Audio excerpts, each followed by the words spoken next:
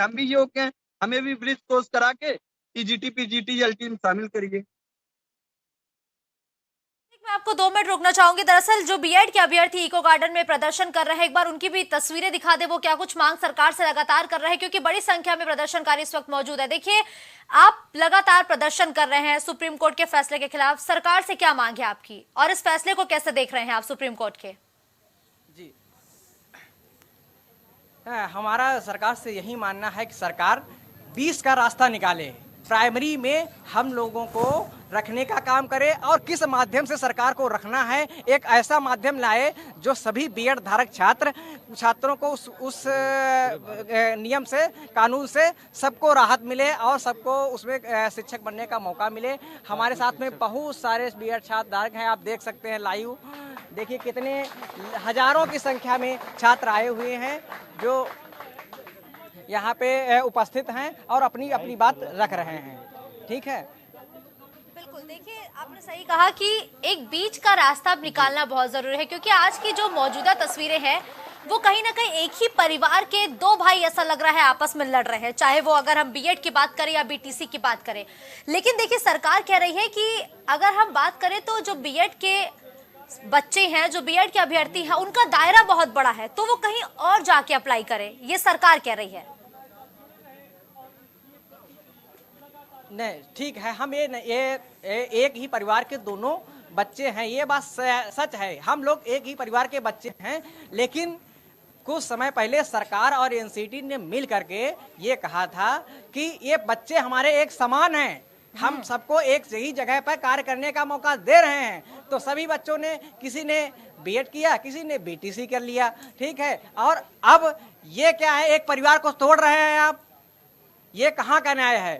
और अगर तोड़ रहे हैं तो उनको भी रहने का कहीं मौका दीजिए। ठीक है, देखिए, अगर बीच का रास्ता, ठीक है कि अगर तोड़ ही रहे तो कोई जी जी, बोलिए बोलिए, पहले आप बोलिए। हम यही कह रहे हैं कि जो बीच का रास्ता है वो निकाले सरकार, कोई नियम और अध्यादेश लाए जिससे सभी को मौका मिले, क्योंकि बड़ी संख्या में हम बीएड धारक हैं। कि इसलिए कह रहे हैं कि जो कोर्स बीटीसी का है वही हमारा कोर्स है, जो उनका सिलेबस है वही हमारा सिलेबस है, जो टेट पास करने का सिलेबस उनका है वही हमारा भी है, वही सीटेट का उनका है वही हमारा है, तो फिर क्यों नहीं हम एलिजिबल हैं? ये हमारा क्वेश्चन है। अगर आपसे सुझाव मांगा जाए कि बीच का रास्ता क्या निकाला जा सकता है, क्या सुझाव होगा सरकार को, आप देंगे?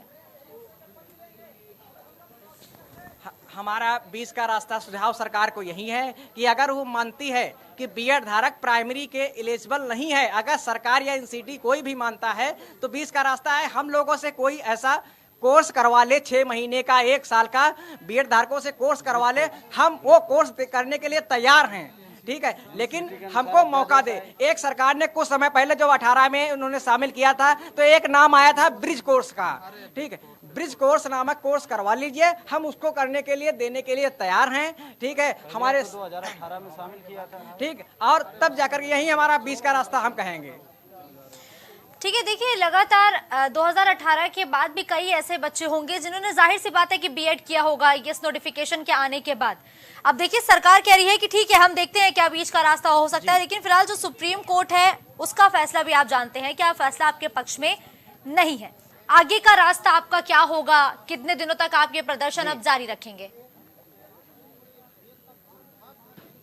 हमारा प्रदर्शन शांतिपूर्वक प्रदर्शन जब तक चलेगा जब तक सरकार और एनसीटी मिलकर के कोई नया फैसला नहीं निकालती है और हम लोगों का शामिल करने का काम नहीं करती है। हमारा इसी तरह से शांतिपूर्वक धरना प्रदर्शन चलता रहेगा और हम कोशिश करेंगे, हमारे देश के इतने बड़े बड़े सर्वमान्यगढ़ नेतागढ़ हैं और कहीं ना कहीं वो भी अपने क्षेत्र में जाते होंगे, अपने उनके देखते होंगे कि क्या हालत है, किस संख्या में कौन से कोर्स के ज़्यादा संख्या में बच्चे हैं, और देखते होंगे। हमें सबसे गुजारिश है, निवेदन है, सत्ता पक्ष से, विपक्ष से, सभी लोग मिल करके हम लोगों की समस्याओं को सुने और एक उस पर निर्णय लेने का काम करें।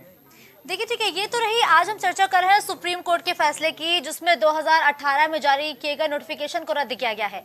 लेकिन अगर इस फैसले को एक किनारे रख के हम बात करें तो क्या सरकार जो दावे करती है कि भारतीय जनता पार्टी के शासन में युवाओं को रोजगार दिया गया है, युवा अब आत्मनिर्भर हो गए हैं, भाजपा के इस दावे को आप कैसे देखेंगे? क्या वाकई में ये बातें सच हैं धरातल पर? क्या अगर आपके माध्यम से अगर ये कहा जा रहा है, सरकार कह रही है कि भारतीय जनता पार्टी के शासनकाल में रोजगार दिया गया है, तो हम इस बात को पूरी तरह से खारिज करते हैं, क्योंकि हमारे यहाँ पे लाखों की संख्या में बीएड धारक, बीटीसी धारक, डीएलएड और नेट पीएचडी धारक छात्र आज सड़कों पे घूम रहे हैं, रेहड़ी पटरी का काम कर रहे हैं, कोई प्राइवेट संस्थान में जाकर के 2000 की 5000 की नौकरी कर रहा है। कैसे हम कहते हैं सरकार ने हम लोगों को रोजगार दिया? ये कहाँ से अपना प्रपत्र ला रही है कि हम सबको रोजगार दे दिया है?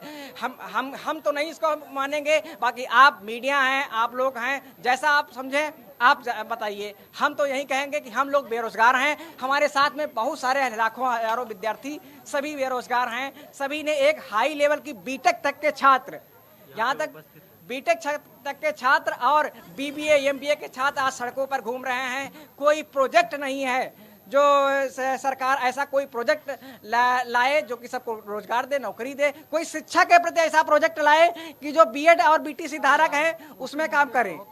ठीक है, ये मुद्दा है। ठीक है, देखिए अभी लगातार आपका सुबह से प्रदर्शन जारी है और आपको इको गार्डन भेजा गया है। इस दौरान पुलिस का व्यवहार कैसा था आपके साथ? क्योंकि ये जानना बहुत जरूरी हो जाता है कि जब भी कोई अभ्यर्थी प्रदर्शन करता है तो अक्सर वो यही शिकायत